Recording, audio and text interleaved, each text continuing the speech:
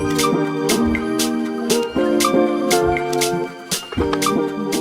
day, ladies and gentlemen, and welcome to the annual Flame Station Conference, focused this year on the application of artificial intelligence, and so aptly titled the 2024 Flame Station Appliference. It gives me, Oscar Stark, great pleasure to welcome you to this event where we will draw on various expert views and insights on the topic of artificial intelligence and dig into some of the practicalities surrounding the topic. Flame Station, as an innovation impact center, leverages artificial intelligence in supporting the work it does in establishing startups and using the technology to support their growth. This in part carrying our keen interest in the subject, outside of it being very topical in society at large. Our collaborative approaches to engagement and keen belief in responsible use of artificial intelligence fueling our desire to run this conference. We've all been exposed to a flood of artificial intelligence related content over the past few years. If it's not the anticipated economic impact that is expected globally from artificial intelligence, which is roughly estimated at $15 trillion by 2030 by PwC, it is the introduction of embedded artificial intelligence into everyday software we engage with. Or it is the concerns being raised around the responsible use of artificial intelligence and the impact it will have on jobs. As a flood of debate rages, the real implications of artificial intelligence is shaping up on the ground as people and organizations start to engage with it. Organizations are starting to appreciate the cost associated with artificial intelligence, be that the cost associated with buying software licenses or the cost of skills. Predependencies like having quality of data to use with artificial intelligence, or the ability to secure your organization's data assets, stepping into the limelight. And then there is responsibility of ethical use and conduct in a legal context that challenges individuals and organizations to apply scrutiny and sanity to their actions. It is the rapidly expanding backdrop of technology advancement and the organizational endeavor that sets the scene for our conference. Today, we have the fortune to have three esteemed experts sharing their insights with us.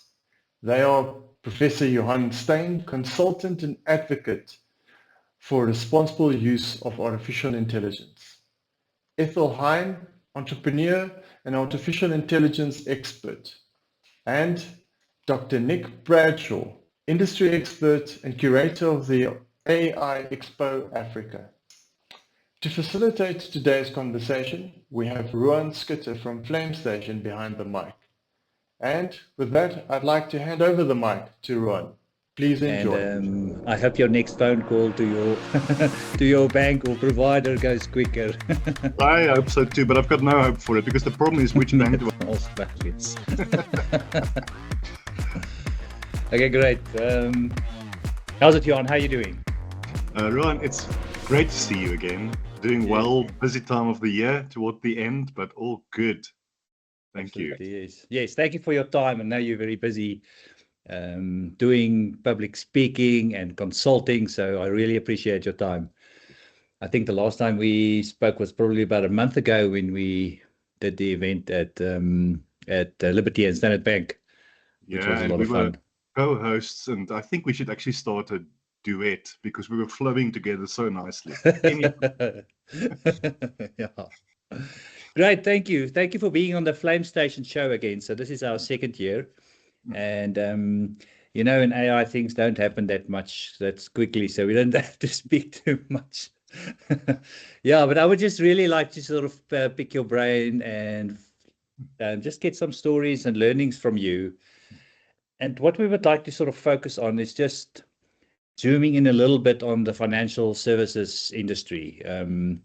Maybe you've got a bit of a global perspective, but also zooming into South Africa. So what are some of the trends that you are seeing in terms of how financial services companies are starting to or not starting to use AI in South Africa? It's such a great topic, Ruan, for a number of reasons. Financial services organizations probably have more budget for these initiatives than other organizations in other industries. I mean, we saw in the news recently that some of our largest banks are spending up to 25 billion rand on their IT staff, vendors, infrastructure initiatives. I think the combined budget for the big four banks in South Africa is about 70 billion rand. So for me as a customer of one or two of these banks, I'm not sure what they're spending the money on because the service is still crappy, but that's just my opinion. So I don't know what they're spending the money on. The chatbots suck, the call centers suck, etc. That's just my own critical view. Also, it's a highly regulated environment, so it's difficult to just make and break and just AI and automate everything, which is a real challenge we have to acknowledge. The other part of the lens I look at it from a South African point of view is that we have unique socioeconomic challenges. We are a very diverse population. We have multiple languages. I mean, in South Africa, quite a few, and in Africa, up to 3,000 languages and dialects. And I think one of the challenges for banks and financial services in Africa and South Africa is to use the technology that we buy from the so-called global north, great platforms. And I always say, let's not reinvent the wheel, let's use it. But how do we apply it to our population that serves everyone? You know, chatbots that can speak in most of the dialects, call centers that potentially help people who struggle with English or even French or Portuguese or some of the other so-called colonial languages. The potential to harvest data responsibly on people's spending patterns, people's needs, their demography, where they live geographically, etc., and to use what we refer to as hyper-personalization. But I don't always see that it's really happening. I also think a lot of our big financial services institutions, it's difficult for them because they've been around for 100 years or more. And it's difficult to compete with the newer entrants, the digital-only banks, insurance companies. I think a lot of our big banks are struggling to innovate given the legacy systems they are working with. I think the will is there. I do think they're still getting a lot of things wrong, but the potential to really do amazing things and not just serve clients better, but actually make a lot more money out of the clients is there. But my experience is that even though there are a lot of really interesting AI kind of initiatives, the basics from a consumer point of view is not happening, and we can unpack this as we speak. Yeah, because I guess sort of one big area is customer engagement, and I love sort of this example around the different. Our banking environment is probably quite different with our different diversity of languages and sort of different income levels and access to technology. So I guess that customer experience is one thing people generally try to start off with, but that's probably the most scary one. And I think maybe the operational efficiency pieces is something that financial services organizations might be a good place to start before directly jumping to customers. What's sort of your view on that? Yeah, look, I do think our bigger organizations are very federated still. And there's been a lot of initiatives about getting the different platforms to speak to each other efficiently. You know, I always say if you change your details with home loans, it doesn't always reflect with retail banking, for instance. And I know there's been a lot done to make sure that there's a unified platform kind of view on the clients. And then there's always the bigger the organization, the internal power plays and politics. That's human nature to always play a role. I think we should start with the question is, do we really understand our clients, whether it's retail banking or corporate and investment banking? One of the best examples I heard of recently is one of our large banks employed a new CEO from another bank. And what I heard from multiple sources is the first thing he did on the first day of his job is he went as a normal person. No one knew he was the CEO. He went to a bank branch to open an account. Yes. And that first day he realized, man, I've got a lot of work to do because the experience, the queues, etc. And I often say we should be consumers of our own products. My challenge to banking execs is, when last did you go to the branch on a Saturday? When last did you phone your own contact center as a normal person, not as the boss? When last did you speak to your own chatbot? So I think unless we have executives who really understand this tech and who actually consume it and who actually speak to some of their clients in the bank branch, chatbot experience, etc., we will probably, based on large consulting firms' advice to make millions out of us, build things that doesn't make a difference. The potential is absolutely there. Look, the only organization that knows more about me than my bank is my mobile phone provider, because they know where I am, what I do, what apps I access, etc. The banks still know a lot, and it irks me that they don't serve us better. But the potential is there. I don't know if that even nearly answers your question. Those are some excellent. Yeah, I like that story, because I think there was a show sometime around Undercover Boss or something. It would be really nice if owners of organizations can sort of experience their own. It just makes it so much more real. Absolutely. There's a great quote, and it fails me now to remember who said this, but GPT probably. One of these days, GPT said that. No, this person said that you cannot define quality if you don't understand your customers. And I've been in so many meetings where people throw around, our customers say this, our customers need that. And it's based on surveys, which is not irrelevant. But my question then to my clients is, do you actually know some of these people that you're referring to? Have you actually spoken to them, or is it just surveys and market kind of surveys and the like? Unless you stand in the queue, unless you speak to the chatbot, unless you phone your contact center, you have no idea. And the example I often use is one of our big banks, and I'm their customer, so I can speak from experience. Their retail banking leadership team invited me to speak to them about AI and the use cases, and there are so many, especially hyper-personalization, predictive analytics and the like, and they are all using it. But a bit arrogantly, I admit, and at big risk of losing this client, when we started the meeting around this boardroom, we were about 12 people. I said to them, do you mind if I make a quick call before we start? And I said, okay. And I phoned this bank's contact center, and I put my phone on speaker. And I said, we can start this meeting when you answer my call. And we waited 45 minutes. Now it doesn't always happen that badly, if you would. Yes. But they were aghast. And I said, but when last did you phone it? Not staff banking. Staff banking always answers your call quickly. But when last did you phone the bank as just a normal customer? As a normal customer. So we can AI the crap out of everything. If we can't even answer the phone, why even talk about it? So it's the basics, the common sense stuff that I advocate. Unless you know your client, unless you are in their shoes, and unless you constantly have contact with them, none of these initiatives count. And the other thing I want to say, Rowan, is the end goal of AI and automation and digitization and all of those things are a number of things. Some things like market share increase, reduced churn, reduce costs operationally. Those are relevant. But ultimately, it is effectiveness and efficiency gains. And what I've seen that where I think we get it wrong, we start with the AI conversation, and then we go look for the problems to solve. What would make a difference to your client or your internal operational people from an efficiency and effectiveness point of view? And it's probably not an AI conversation. It's probably not even a technology conversation. It is, we park too far from the building. The printer is too far, example I've often used in some of my.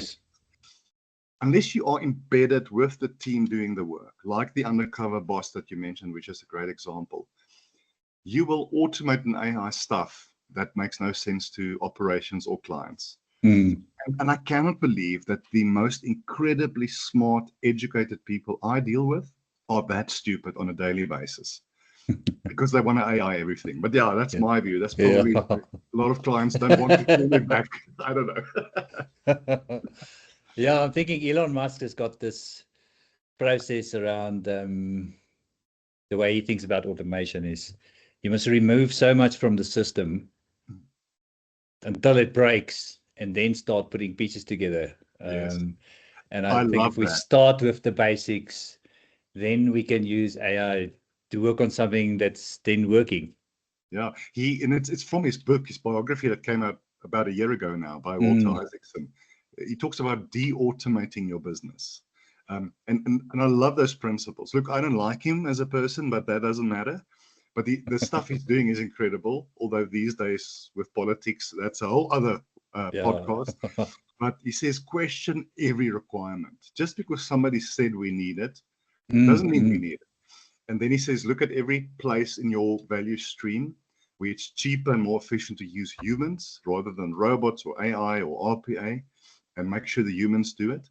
And again, it's a common sense thing. I think why he is successful, back to your undercover boss point, Rohan. He famously walks the production line every now and then. He sleeps on the floor. I mean, what about a boss breathing down your neck? But he's involved.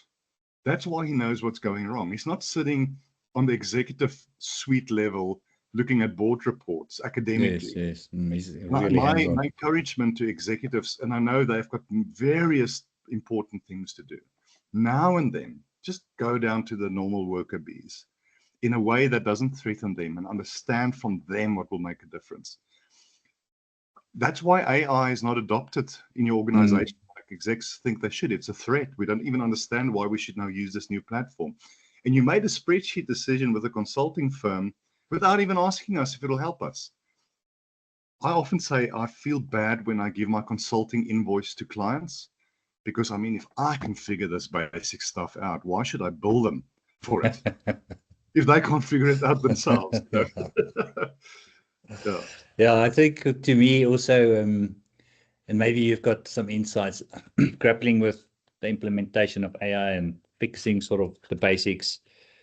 But there's also, we spoke about this, I think, a year ago, there's a massive skill shortage. Yes. We want to do things, we want to innovate, we want to improve the customer experience, we want to make our processes quicker. We've got great ideas, but then we generally sort of struggle to find the skills. Are you seeing any shifts in the skill base, in the content that our education institutions have brought in the last year? Is there any sort of shift in that skill base that you've observed? Yeah, sadly not. And firstly, it's a good point, because ultimately it will take people with skill to plan and implement these things that we are talking about. My experience with especially our large financial services institutions is that it's so much easier just to outsource it to a company in India or the Philippines or elsewhere. And also their rates are probably much lower than employing somebody locally. But it's about that thing also, buying cheap. I can't remember what that saying is, but I've seen it when I worked for a bank. The famous quote by GPT, I think. I don't know, probably. But say somebody costs 100 Rand an hour, not 400 Rand an hour, but they take 6 hours longer to do the same job. Is it really cheaper? And also what I've seen with these large outsource agreements is that ultimately you as a business spend so much time upskilling these people that they've brought from India or the Philippines or elsewhere, that the business case just doesn't make sense. So I don't know if the real willpower is there to educate and bring in South African youngsters. It's just too much effort. And I understand it. We have to move fast. We've got KPIs. We don't have time to kumbaya around. And a lot of our big organizations are putting a lot of press releases out there about working with local organizations, investing in education. And I'm not saying they're lying, but it's nice press. But where the tire hits the tar, are you really upskilling 1,000 new youngsters to come and work for you? And the skill shortage is a bit of an Achilles heel, because the moment you've upskilled a youngster, and we have many really smart youngsters in our country, by far, the moment they are upskilled, they get pulled to an European country or an American country, so you lose them immediately. So I don't see enough happening. I understand why. But we've got a few really amazing organizations in South Africa with government grants, with UN grants, doing great work, upskilling youngsters. The other challenge we have is I don't think our new generation, and I've lost track with what alphabet number we are on at the moment, because we were at Z and now we're already talking about Alpha, which is 2029 or so. I just don't think our typical corporate structures, our command and control structures are suitable to them. They probably, because of how they've grown up, give corporate execs the middle finger and say, I don't need this shit in my life. I'm going to leave. So then the whole construct of how corporates work need to change and adapt to get this new generation in. So I think there are multiple layers to it. Ultimately, I think we are still sending too much work to overseas organizations, and we're not doing enough to the amazing, brilliant youngsters in our country. And it's not an easy thing to fix. Yeah, it's definitely not easy. And I think I think once we sort of unlock that capability, whoever finds that secret source of making things work is going to have a sort of the best opportunity to leverage this this technology. So Johan, one more sort of thought from my side or question around what I sort of find grappling is there's so much technology out there. Every day there's a new vendor bringing in something new, but still just building on what somebody else has done. Yes. Is there a strategy even at all these days on how best to select technology? Because literally in a month's time, something better, cheaper is going to be available. Have you got any advice? And maybe this is something that I guess everybody's grappling with, but how do you choose a technology? And I know that technology is not the answer. You first need to find the right problem. Yes. How do we keep up, basically? Look, so I always say, firstly, are you utilizing your current technology stack efficiently? And if you're, for instance, a Microsoft or an Amazon AWS client, you probably, in your current licensing agreement, have access to a lot more than you even realize. Yes, absolutely. And it's difficult because there's a cost to managing all these different licensing agreements. You can't just add new vendors, new platforms the whole time. And especially, again, in a very regulated environment, you can't just bring in everything you want. I think the balance is to be innovative. We have to explore new platforms, but maybe in a kind of a ring-fenced way where we won't damage the business, but maybe a specific team that they can make and break and go crazy, because they might just discover a jewel amongst all of these haystack of new platforms. But the other side is, are we really using what we currently have? And are we bringing our costs down on our licensing agreements? Of course, privacy and legislation is a big problem. A lot of these, like even OpenAI's ChatGPT, and you can't just do it as a business unless you use their ring-fence system or some of these ring-fence platforms with Amazon and Microsoft. You can't just cowboy and ChatGPT everything. But you kind of took the winds out of my sail by your comments. Are we fixing the right problem? It's not. So you should have almost like a lab environment where you can set people free in a safe way to just explore everything. Yeah. But I mean, if you take 45 minutes to answer my call, why are you looking at 5 new AI platforms? Really, you need us like a slap on the head kind of thing, you know. It's about a technology strategy. It's about over time bringing your technology costs down and serving your clients better. While you are cowboying in a ring-fenced way, new platforms. So, and that's a difficult balance, I think, for businesses to achieve. You know. Yeah. I was wondering, isn't there a sort of counter strategy if we need to wait 40 minutes to get a phone call answered? Maybe as consumers, we should have AIs that can wait 40 minutes for the phone call to. Can't we get our own financial advisors, for our own bankers? That's AI that can just do this stuff for us. Then we remove all of the problems from everybody's world. Do you think that's coming? And we're going to have our own personal AI that can do all of these things for us? Because now we can chat to things.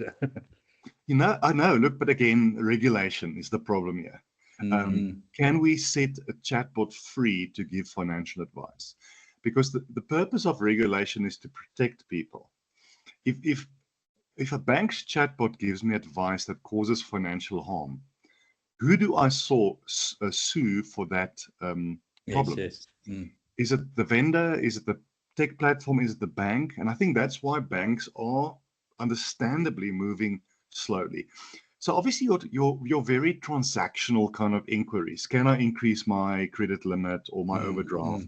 Or when will I receive my next statement, etc.? That we can easily AI. But if I need specific specialized advice, I don't think we are near to setting an AI free.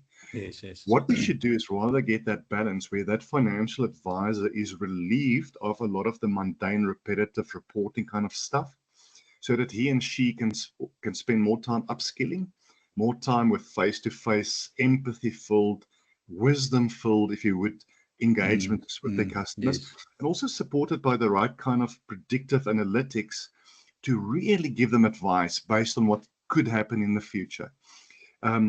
I think our contact centers are already using, to some extent, conversational AI. I mean, I've seen platforms that will mimic human conversation, and eyeing and laughing at your jokes and stuff. The challenge here, again, from a regulation point of view, is should I, as a consumer, not be told that I'm speaking to an AI when the call starts? Yes. Because I probably would say no, and that's the problem with the business case, because we bring in AI to rely less on people answering the calls. And this is where I think the banks, the legal departments are grappling with this, trying to figure out how do we protect the business. Also, internal audit, they're struggling with this, is how do we set this technology free to remain competitive, but what are the risks we're opening up for? And the legal teams I have dealt with, consulting and training, they are exceptionally smart people, but they have no clue about this tech. So how do they advise their businesses? So I think we will probably, for foreseeable future, grapple with this. What do we allow the bots to do? And what do we allow just humans to do? And then how do we use the bots to help the humans, not the humans to help the bots? That robot-human split is where I see a lot of struggle. And I'm yet to deal with an HR or a learning and development team that's figured this out or even thought about it. What I often say is, so currently you might have a team of 10 humans and one non-human intelligent agent like a chatbot or a large language model. But what do we do when we only have one human and 9 non-human intelligent agents? Yes. How do we recruit? How do we manage them? What's learning and development going to do? And so forth. It's something HR's not even thought about, in my opinion. And we're going to get there. Yes. Yeah, I think there's a scenario where AI is going to start talking to AI on behalf of organizations and consumers. So, yeah, you're going to have AIs just doing things for us, which is not far away. Yeah, agents, and we are there. But it's definitely in the next 5 years, it's going to change how we do business completely, right? Awesome, Johan. There's so much insight and so much to think of there. Thank you very much for your time today. And I hope your next phone call to your bank or provider goes quicker. I hope so too, but I've got no hope for it, because the problem is, which bank do I go to? They all suck. Just be honest. Johan, thank you for your time. Thanks. Society. I just think Elon Musk, as you say it. I am very much. Ethel, welcome to Flame Station. Lovely to see you again. Hi, everyone. Thank you for having me. Excellent. Yeah, so what I would like to chat to you about today is a little bit around your experience in the practical application of artificial intelligence. But before I start, how did you get involved in AI, or why did you get involved in AI? I probably have a different introduction to AI than most would. I was fortunate enough to have my own business where we were extensively sourcing skills for projects, and that led me to people in the industry where we wanted to understand a little bit more sentiment analysis, profiling people. So we did a project on Facebook where we would use 500 words and then profile an individual. And it was very accurate. But then, I don't know if you know, with the elections abroad with Trump, and the whole scenario around Facebook changed. But that was was my first exposure to AI in my own business. And then we went on to see how can we look at using AI to scrape certain information and match it to other information like CVs and information on websites, etc. Okay. Yeah, so that was my first introduction. And Yes, then yes. obviously now I've been with Lark for 5 years. And there it was AI from the start, and it's been AI ever since. Okay, so Lark AI, what does Lark AI do? We focus on AI, we focus on intelligent automation, and we've built our own product, which is an AI orchestrator. To make all of these types of projects successful, we also had to invest ourselves heavily into data. But that's basically what we Yes. do. Yeah, interesting that you're talking about orchestrators. Is that like the platform or the tool that links AI to workflows? And what is an orchestrator? That's how I see it. So when we say orchestration, it can probably Yes. mean a lot.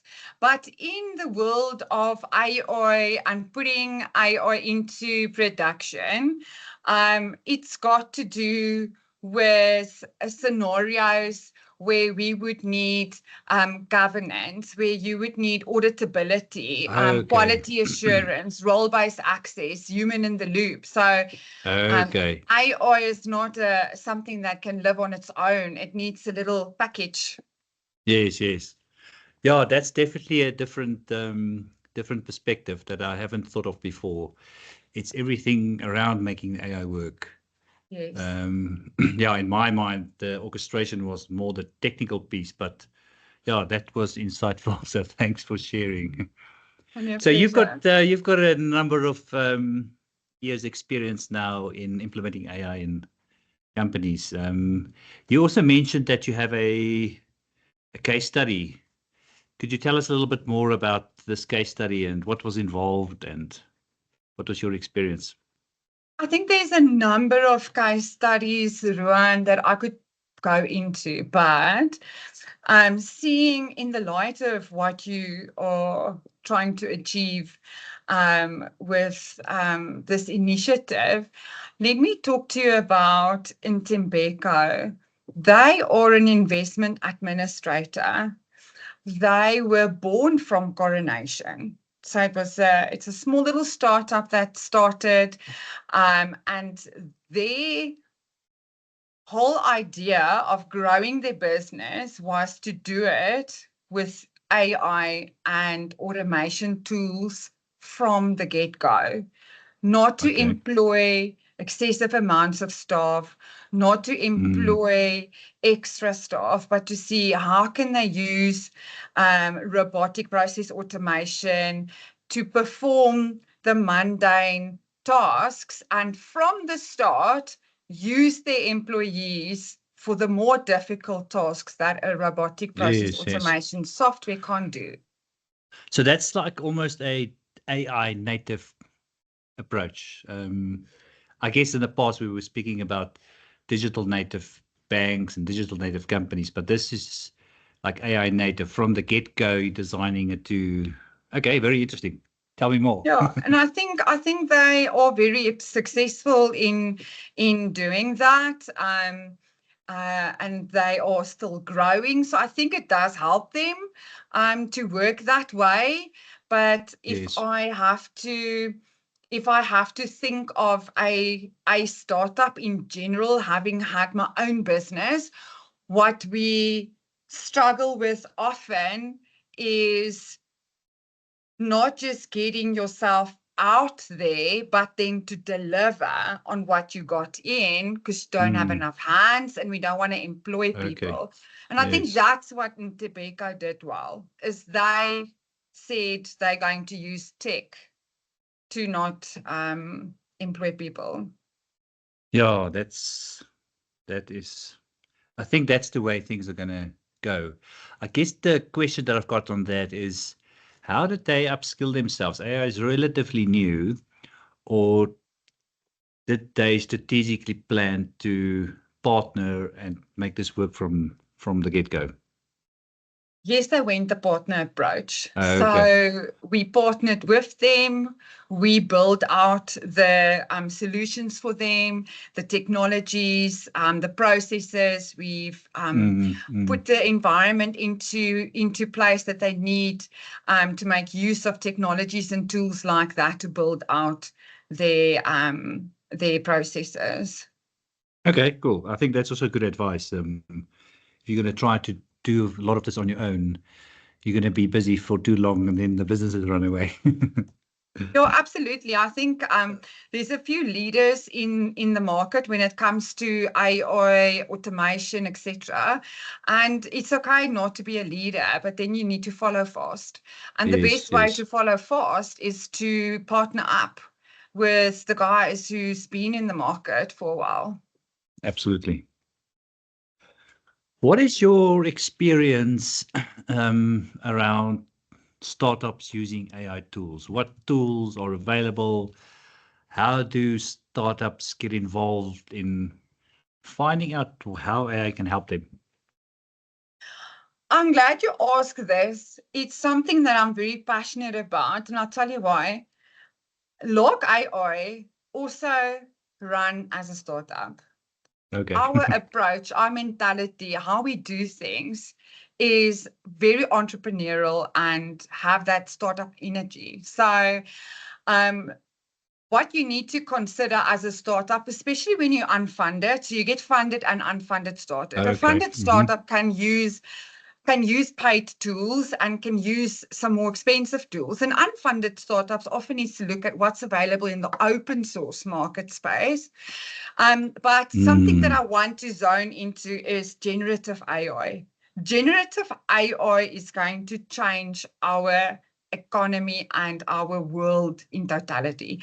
Generative AI will enable startups to scale much faster. It will also create a lot of competition. It will also help people to get where big organizations already much faster. So big companies will compete with startups with what generative AI can bring. And I'll tell you what, why I say that. With getting your brand out there, generative AI is a tool that can create pictures, it can create content, it can create infographics, it can create proposals.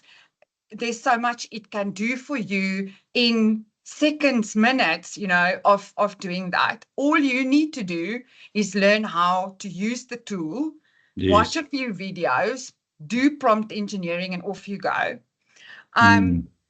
Then as a startup, you need to focus on delivery.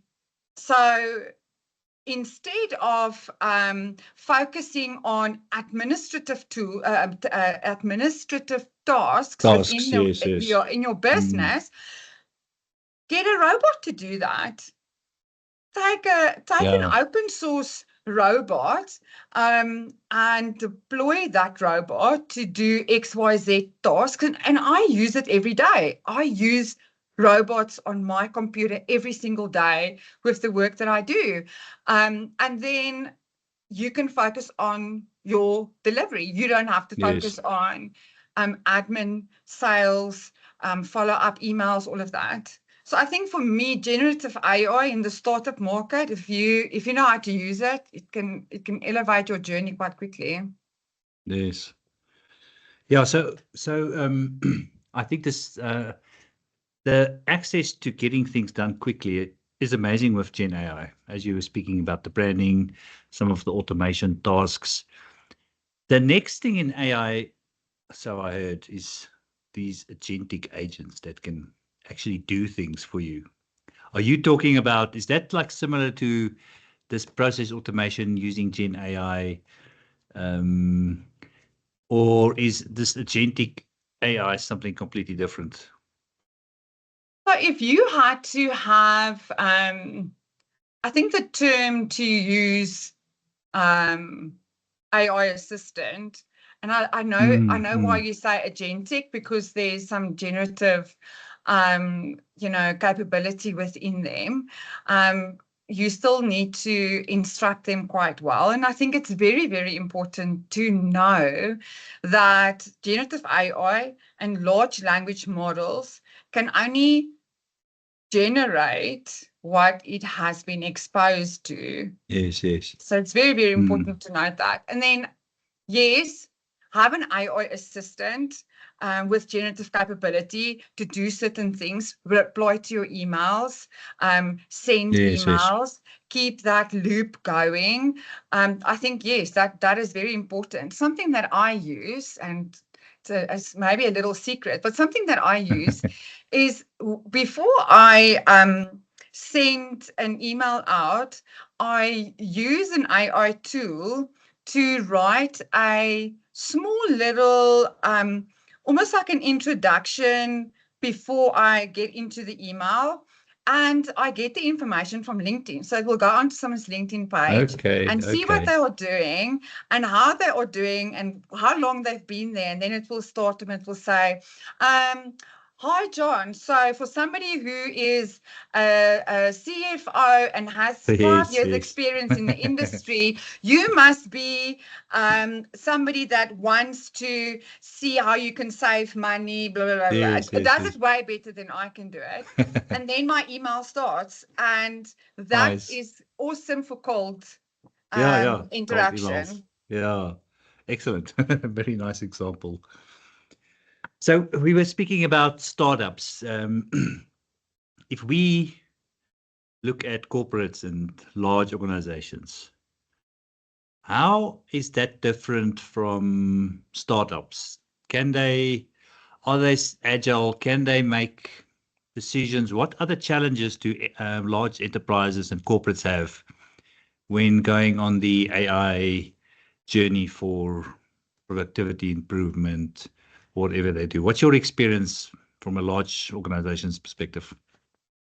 So I do feel that startups can get a lot of value from LLMs and generative AI much faster. The appetite for taking risk and getting something into production, if you want to call it, get something out there, play with it, use it, work it, and get benefit from it, versus large enterprises that have red tape governance. I'll tell you, it's not a bad thing though, but within a large organization, you need to look at getting data ready. You need to have test data, then you need to have that whole orchestration set up to make sure that there's governance and there's auditability, quality assurance, role-based access, human in the loop, all of those types of things you need to have available. And then the magnitude of impact when an LLM or generative AI react differently than expected. And I'll give you a good example of that. If you have a project in production, to get it in production is already a bit of a hassle, but if you have a project in production with large language models and you want to make a change to it, then you take it out of production and you make a change. You have to then test it with a lot of data before you can put it back into production. So you don't only test for that change that you've made, you actually need to test whether it's still working correctly. So LLM behaviors in production I've seen to change. It will process a document, and if we scan the document in and have the document quality slightly not as great as the first document, exactly the same document, it will process it differently. So the stress testing for generative AI or large language models for big corporates that they need to go through to mitigate their risk is massive. Whereas in a startup, it's not. You don't have to go through all of the testing and stress testing to get value out of your generative AI project or LLM project, or even your bot that you're running. Yes. Yeah, that's very interesting because the LLMs can give you these slight different answers and it changes over time. So I guess it's that's like a naughty big challenge child for corporates. It literally is like a naughty child. We will have it in production and it runs perfect. So it will process everything Yeah, correct, and yes, then it yes. has one document it doesn't process correctly, or one piece of unstructured information it just reads incorrectly. And Yes. it made me read up a lot on the understanding of what it means when they say language understanding. What does it mean? Yes, yes. Yeah, and I guess that's where the term human in the loop comes in, is making sure people have oversight of what these AIs do in the background. 100%. I don't think that you can deploy LLMs or generative AI without having a human in the loop to intercept your process or to even QA and monitor what's happening. Yes. So what do you see happening in the next couple of years? Because AI is moving so fast. It was 2 years since GPT. I was involved in AI at least before that. I think there's a term BGPT, and but how do you see the next 2 or 3 years developing in AI? It is so exciting. There's so much happening. For me, the exciting part is the video creation that is now really taking place, with prompt engineering. Yes. And it really makes it possible for the non-creative to be creative. It makes it possible so that is going to change. What I see from an economical point of view, generative AI and how it is getting better I would say every 2 months, we have a new update. It's getting better and it's getting cheaper. With that happening, that means organizations and startups and small to medium enterprises will be able to bring their operational costs down extensively. They will be able to get to market much faster with new products, new ideas. And that will mean that from a whole economical stand, the price of things are going to come down. Yes, because it isn't so expensive anymore. Your back office, your admin costs, your even sales and marketing costs is going to be much cheaper. And customer service are going to be much cheaper. So that it will drive down our costs. Yes, yes. I'm just curious, how are you going to differentiate yourself in the future if a lot of this business activities, if you know how to use AI, you're going to be sort of on the same playing field. You don't need an expert in XYZ. I'm just curious, how do you think companies that deliver services or products are going to differentiate themselves from others if everybody's got great AI to help with marketing, great AI to send invoices, great AI to follow up? Yeah. I like that question. I once asked my father, I'm not sure if I should open up my business. There's a lot of competition and everybody's doing it.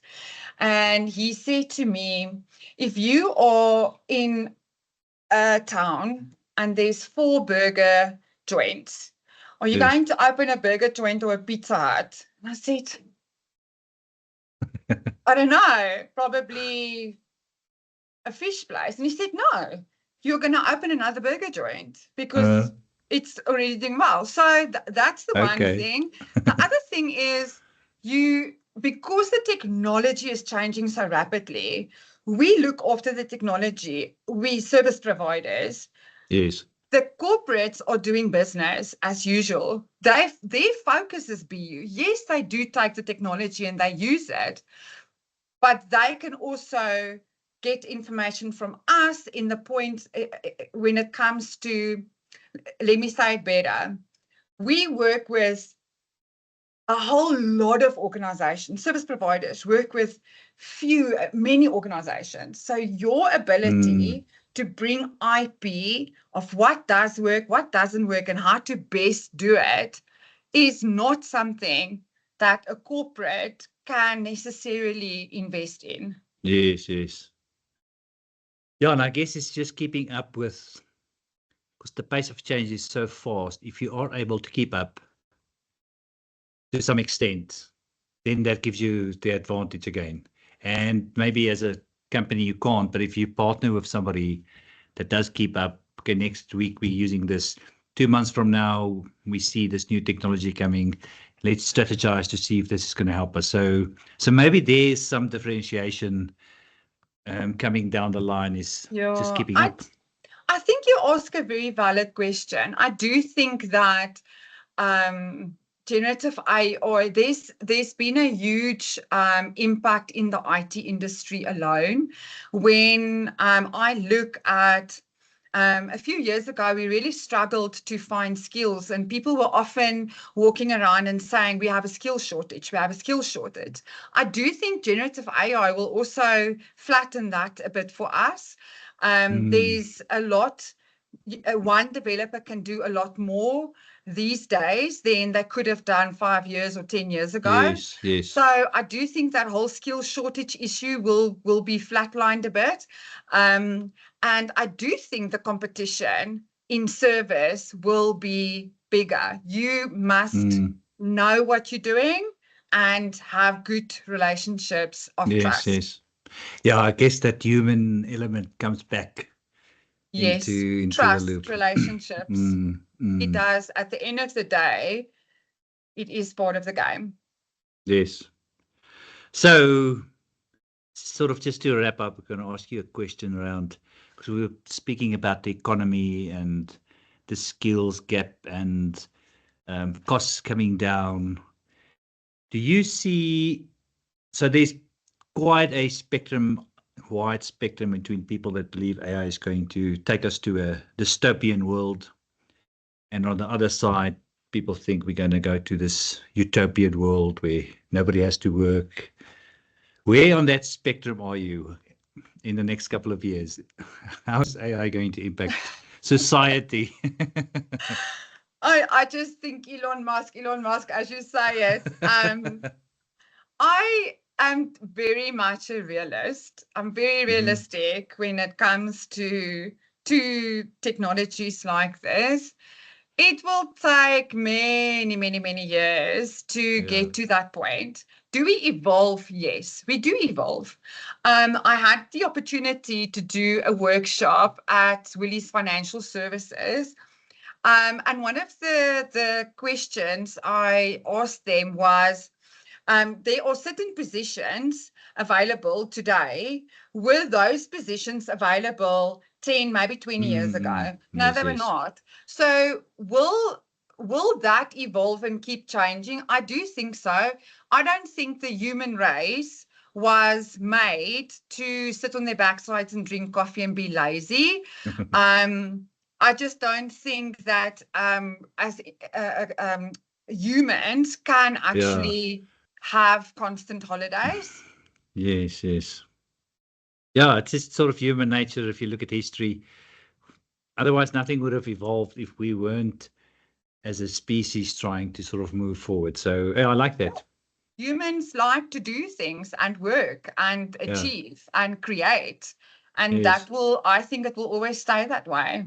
Yes, we're just going to get better with the capabilities, and it will just change. The environment will just change. The jobs will change. How we work will change, but we will work.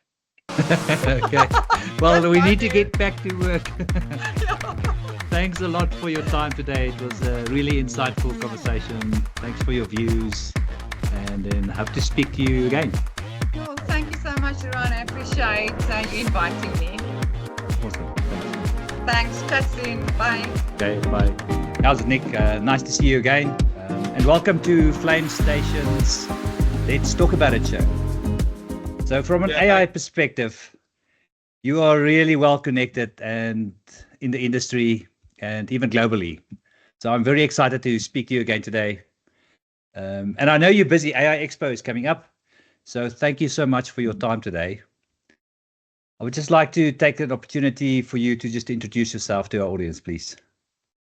Yeah, hi everyone. Thanks for giving me the opportunity to be on Flame Station, and been watching your podcast series over the last year or so. And it's a real pleasure to obviously be here to talk to your audience as well. Yeah, so my name, Nick Bradshaw, originally from the UK, been living in South Africa for well, over 14 years now, so I consider myself a local, support the team.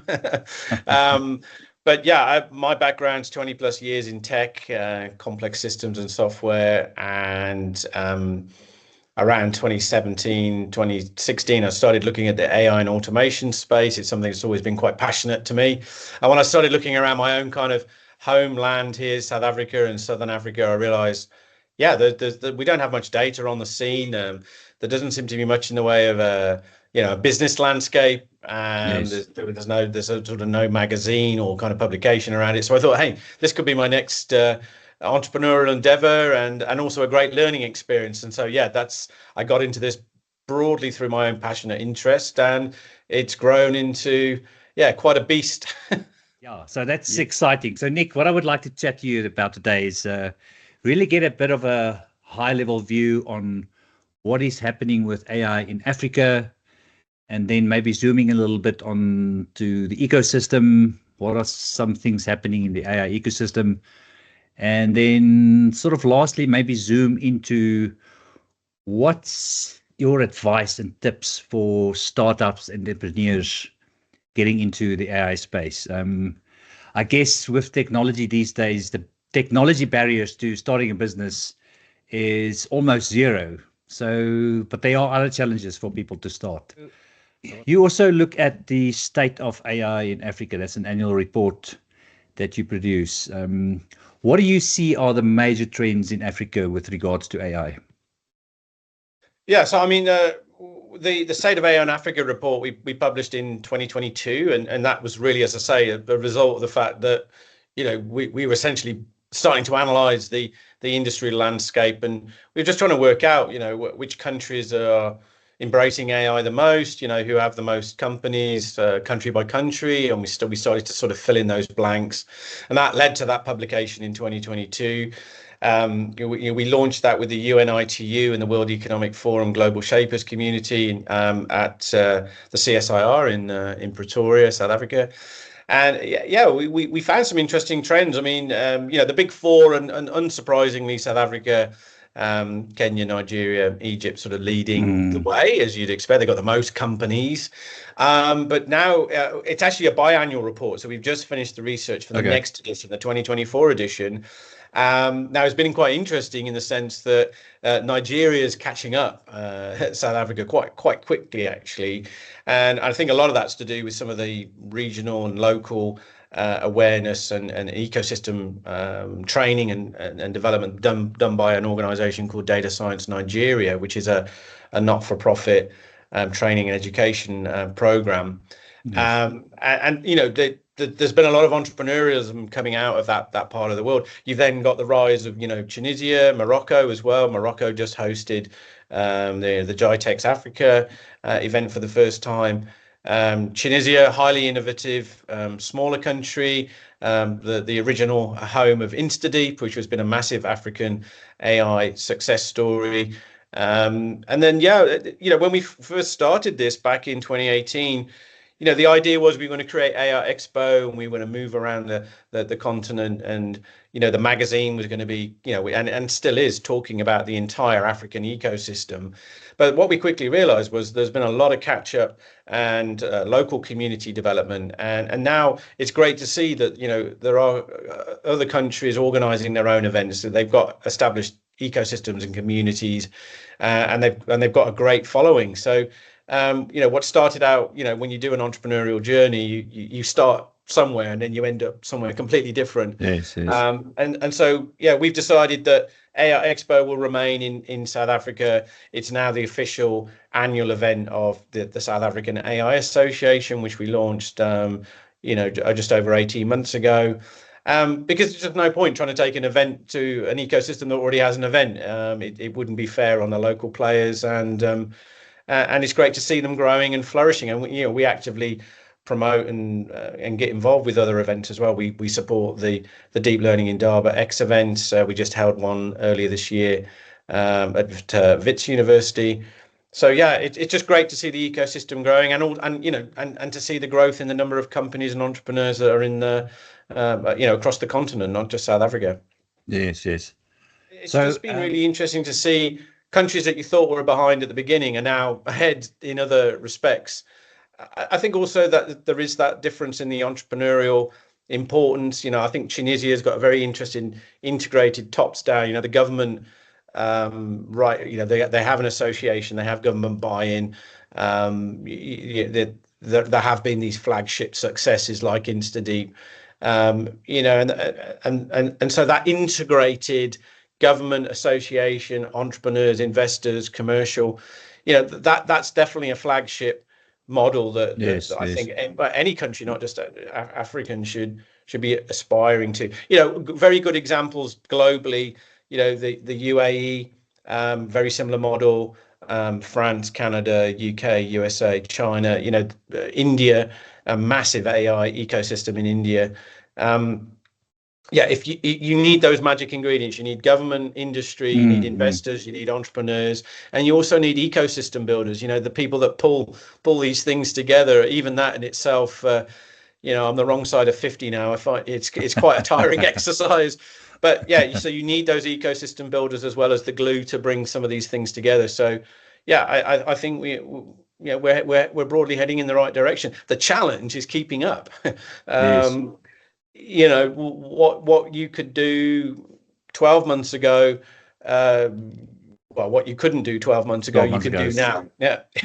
And what you couldn't even dream of doing 24 or 36 or 48 months ago, you can do on your phone.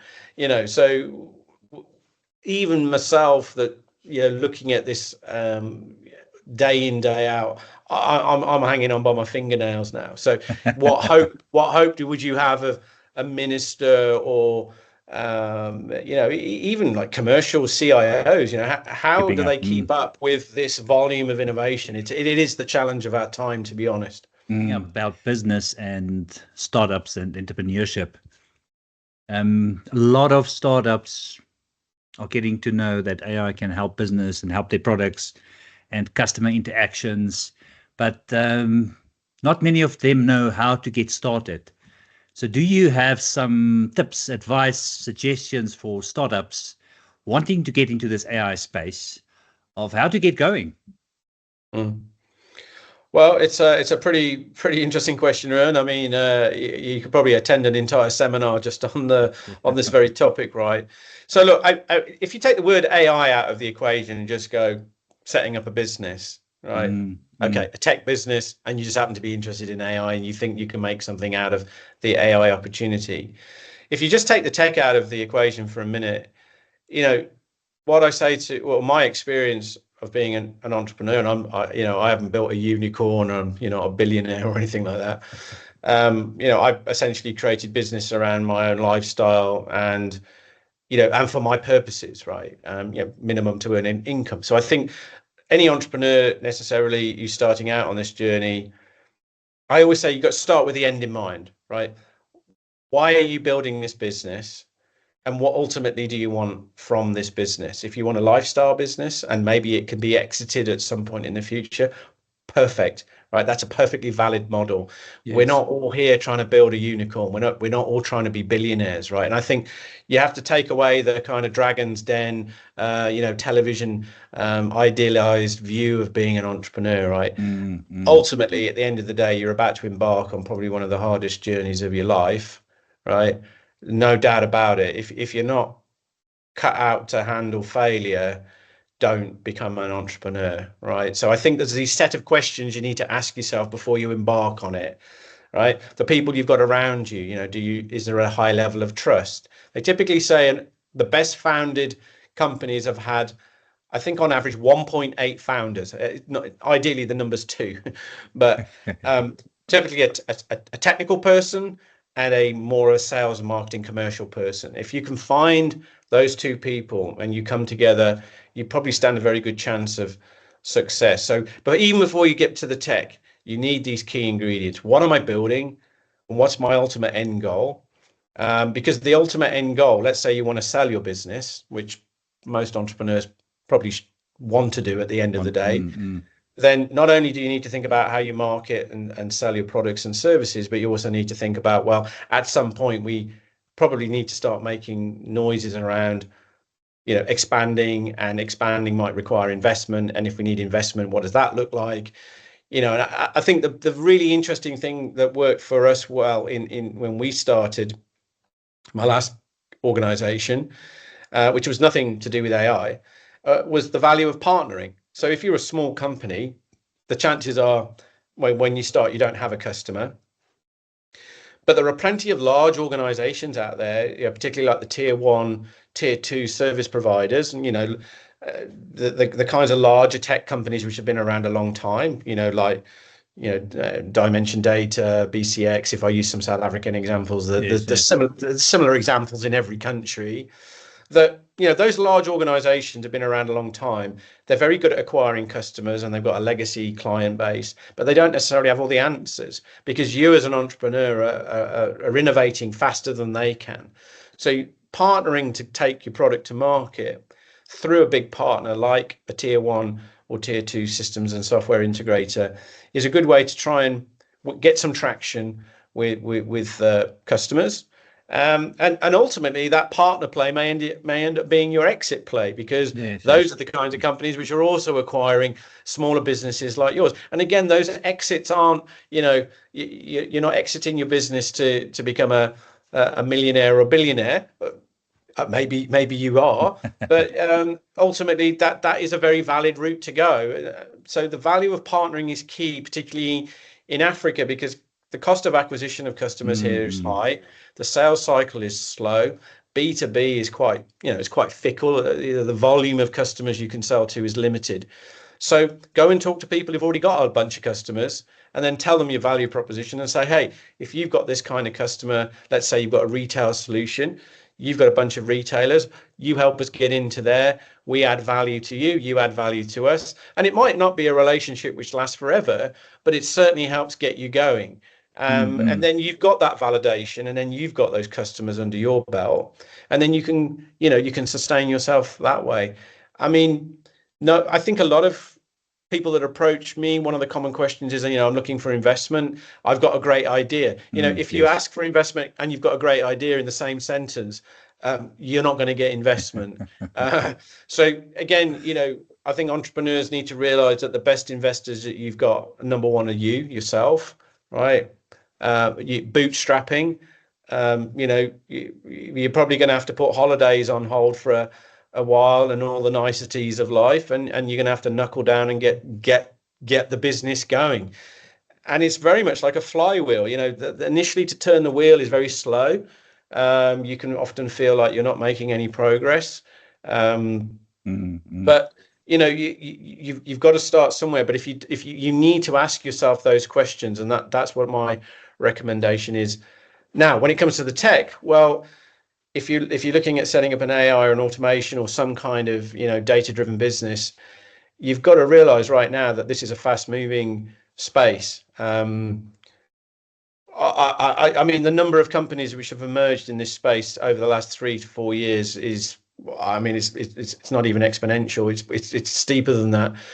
Now, many of those companies, they're not going to be around in 3 or 5 years' time. They're either going to run out of cash, particularly if you're an investment-hungry business, or you're going to get out-competed or out-invested by the larger businesses which are also innovating. If you said, well, let's come up with an idea for a co-pilot, well, lots of these companies, Microsoft, for example, has a co-pilot. So what are you going to do if you go to a Microsoft customer with your co-pilot? Well, we've got Microsoft's co-pilot. So again, you've got to understand the market that you're getting into. What is your niche, right? What is your edge, and exploit that ruthlessly, and protect it ruthlessly as well. So I think, the industry is innovating at sort of greater than exponential rate.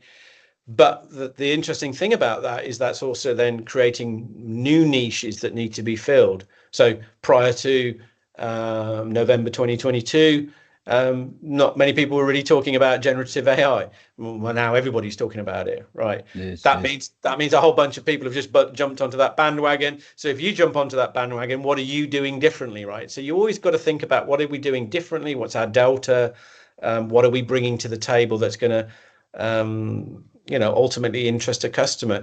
If you're selling B2B, for the customer, it's a change program. You need to understand that it's not just your product or service you're selling. You've got to help explain to them how the change program and the friction of getting your product into the business is going to be a no-brainer or easy or less painful than they think it's going to be. So that's the other thing I say to any technology entrepreneurs, is you're selling change, and you need to be able to articulate that change to your customer. So those would be the big ones. And then from an investment perspective, in our region, there's very little in the way of pre-seed and seed funding. Maybe post-seed, once you've got a product, there is funding available. So yeah, we do suffer from that a very early stage gap, and also a smaller market to go after. So yeah, those are the things I'd recommend. Sorry, that's quite a long answer. No, that's excellent. What would you say around plugging into networks and the ecosystems? Do you think that's important for startups to do? Because things are moving so quickly, and I guess becoming part of the ecosystem and events and networking is going to help you to quickly understand what the market looks like. You're finding many startups building solutions on top of AI technology, and then 3 months later, the core technology can do what they've built. So if you're not really plugged in, you're going to make those mistakes. So yeah, look, I mean, networking can take two forms. It can take physical networking, as you say, going to a meetup or going to an event like AI Expo Africa. But I always caution entrepreneurs on that. Every time you step away from your desk, that's time. You're losing time. You do see, or I see, certainly some entrepreneurs, they spend a lot of time in the speaking and in event circle. If that works very well for you, then that's great. Carry on doing that. But you can't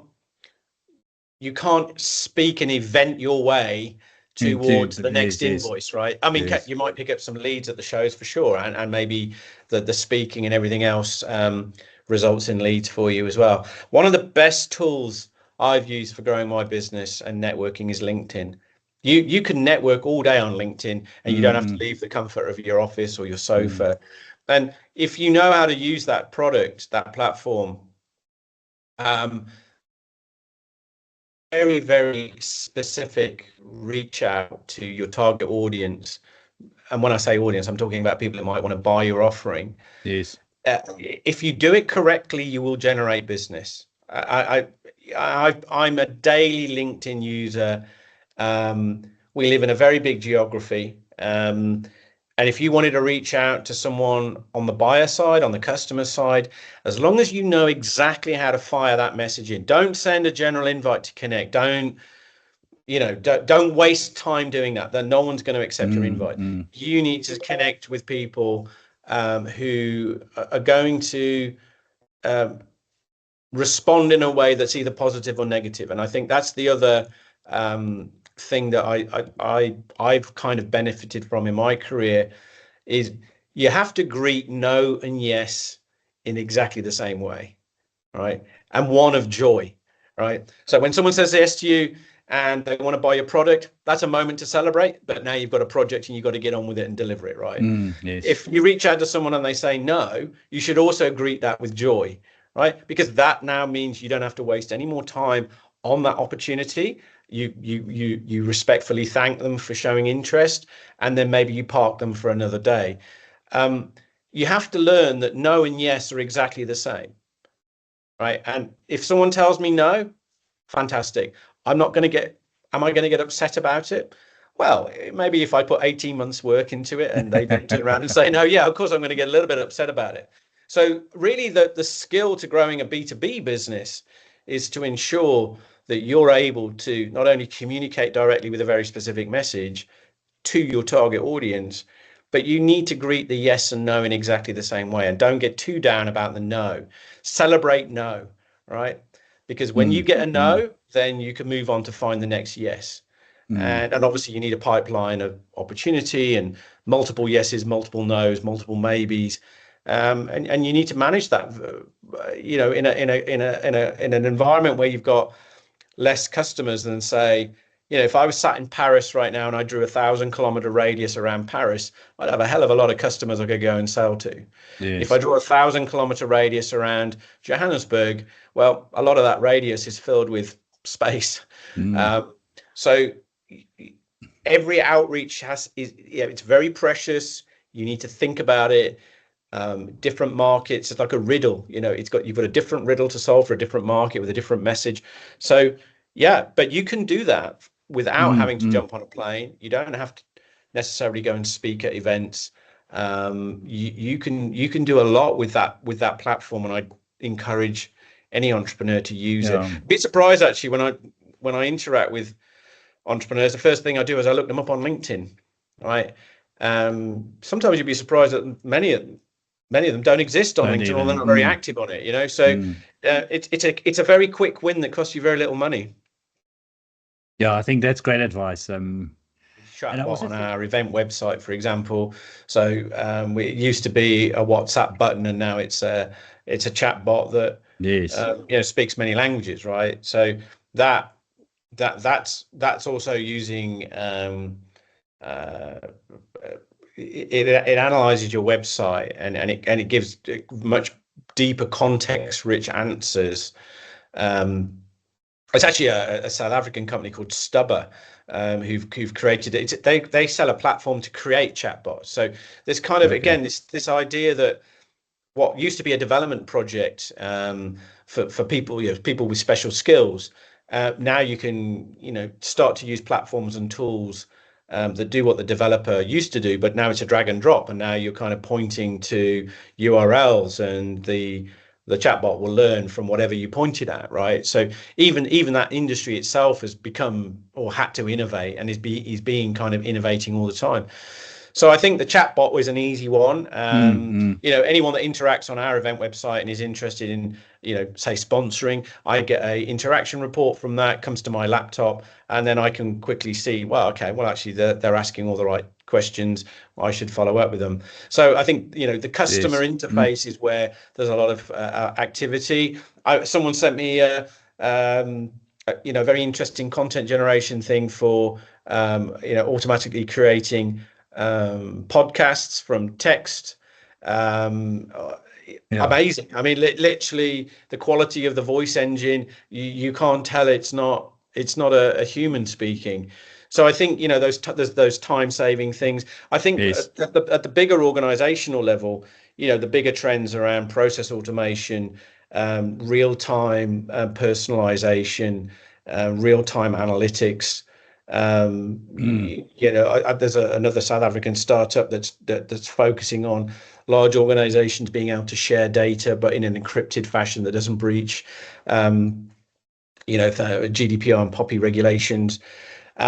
So, you know, those are the bigger trends. I mean, the big one right now is that, you know, the world becoming a world of agents. If you look at the big platform players like Microsoft, Salesforce, for example, and a lot of the commentary right now is the fact that the employee of the future will be synthetic, and that it will sit on top of a stack, which is essentially AI enabled, a series of either, you know, large language models or small language models, or maybe they're private models. And essentially the agent manifests itself in various different forms. It might be a video avatar of an agent. Let's say I saw one on Instagram recently that was at a railway station where very cleverly, I mean, it's obviously an avatar, but the way they've built it, it looks like they're sitting inside a kiosk. And the avatar, well, one of the challenges you have with the real-time use of you know, anything that's synthetic is the processing time, the back up to the cloud and back down again. They overcame that in a very subtle way by the agent looking to it looks like the agent's looking at a computer, like anyone would in a kiosk. And then their response is a natural response. So, you know, I think the world where we're heading, with this large set of products which are AI enabled that then produce automations which are manifest as an agent, whether it's a video agent, a chat agent, an email agent, or a voice agent over the telephone, for example, then that is broadly the future that we're heading to. And then if you listen to the recent commentary by Sam Altman and, this 5 levels of agent, chatbot being the first one, and now we're at this kind of learning agents, and then we get into whole organizations, right? So ultimately, is the organization of the future a synthetic thing where it's just a CEO and a CFO that sit together and go, hey, we can find, you just need 2 people to create a company of the future, which is just full of software agents, right? Yeah. So, is that a realistic future? I think 3, 4, 5 years ago, you would have been saying, well, that's all a long way away. I think right now it's actually a little bit closer than we think. This is not AGI. I mean, which the estimates on that are varied, but the language processing, the language understanding, the manifestation of voice, people, I think it's obvious that no one's trying to fool anyone. You don't have to create something that's exactly like a human, but if you can interact with it in a natural way, the people generally, if you look at consumers, they're time poor, and they're looking for an answer, right? So if you're time poor and you're looking for an answer, whether you're talking to a real person or a video avatar on a screen in a kiosk, you don't care. I just want my railway ticket and I want to end up at my destination. So I don't care. Awesome, Nick. Thank you very much for your insights and experience and telling us some stories. I would just like to find out from you on which side of the scale, or where do you stand in terms of AI going to take us to a utopian world or a dystopian world in the future? Where on the scale do you think we're going to end up? Yeah, I mean, it's a sort of deep philosophical question, really. I mean, I when I talk about it, I do talk about it as a 2-sided coin. We're lucky enough. If you're living in a developed or semi-developed, emerging economy, you can argue that life's better and you're progressing in a positive way.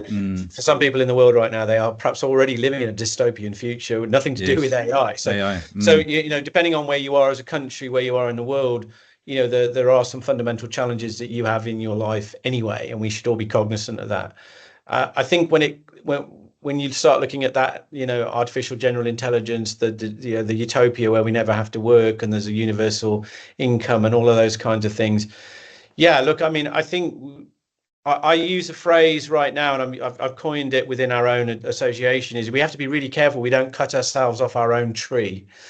Okay, a great example of that is agents. I think everybody was trying to work out what the workforce of the future might look like, and I think now we've got a much better idea of how it will manifest itself to some degree. We really do need to, as nation states, and you can say the EU took a bit of a lead on this with the EU Act, the AI Act, which some argue maybe went a bit too far. But there are certain things happening right now that we may be inadvertently cutting ourselves off our own tree. And when I talk about things like that, and what I'm talking about is your own personal data being used to train models that may actually do you a disservice in the future. So a great one is what's happening, what's been happening over the last few weeks has been a realization that you've been opted in to train LinkedIn's model without your consent. Okay, now you could say, well, that's all about adverts, isn't it? So I don't need to worry too much about that. Well, what is content, right? Is content an answer to a question? Is the answer to the question one of your expertise? So you may recall, I don't know how long it's been going. It's like maybe 2 years ago, or certainly and I've had these requests come to me. Give your opinion on this topic, or give your opinion on this question, right? So now you're starting to, if you say, well, that's interesting because there's 12.8 million people in South Africa on LinkedIn. There's 1.2 billion people globally on LinkedIn. No. Well, LinkedIn is divided into people, personas, job types, industry, regions, languages, etc. So if you've now got the expert opinions of 500 million people, Yeah. then you've essentially already kind of broadly labeled the data, if I can use that phrase in a crude way, to then be ingested into a model where it could issue any expert opinion because we've essentially given it the opinions from our own expertise, right? Now, if you've opted me in to take all that data from me, have we not just helped further push ourselves towards the proverbial cliff? Are we in danger here of accidentally, inadvertently, without our own knowledge, trained a model? I don't mind Facebook training its models on pictures of my cat, my dog, my Christmas dinner, and my holiday pictures. That broadly is fairly benign in my opinion. What I do care about is my opinions, my expertise, being ingested into something where at the end of the day there's going to be a smarter version of myself. Yes. And I'm actually paying you a membership fee for you to take my data. Now that to me is ethically, there's some ethical challenges there that we need to overcome. So I mean, just to wrap up, I mean, one of the reasons why we created the South African AI Association was to bring awareness around responsible AI and what it is, right? And we've just lodged a formal complaint about LinkedIn, for example, as the example we're talking about now, with the information regulator, to say, well, 12 million plus people have been opted in to share their personal data without prior consent. That to me is what we should be doing, and that's what we should be talking about now, because the future now is not 10, 15, 20 years away. The future now is literally now, to use that phrase. It is very near term. And I think we just need to take a closer look at where there are different jurisdictions and these things are happening, because maybe there isn't the regulation to stop it. Whereas actually South Africa, we do have pretty strong data privacy laws here. So we'll see what the regulator says. But these are the things we should be really talking about and debating now. Will it lead to a dystopian future, which is good for some and bad for others? Well, I certainly hope not. But right now, society at large, it's good for some and it's bad for others. We're already in a dystopian future, perhaps. And so we just need to, have sensible and open debates around this topic and, not cut ourselves off our own tree. Thank you very much for your time today, Nick. And I look forward to seeing you at AI Expo at the end of the month. And you too. Thanks, Rowan. Really, real great pleasure to be here and talking to your listeners and viewers. Awesome. Thank you. What a great event. With some deep insights shared, highlighting not just some of the reality shaping up around artificial intelligence, but also a thought-provoking share on what the future might hold. As we look to the future, the rate at which it arrives at our doorstep might be sooner than what we anticipate. But with that in mind, we'd like to thank our speakers and Johan, our facilitator, and you, the audience, for attending this event. We look forward to engaging with you in future as we grow the community. On that note, we'd like to invite you to connect with us and follow us on LinkedIn and share your thoughts on the topic of artificial intelligence. Thank you very much for your attendance.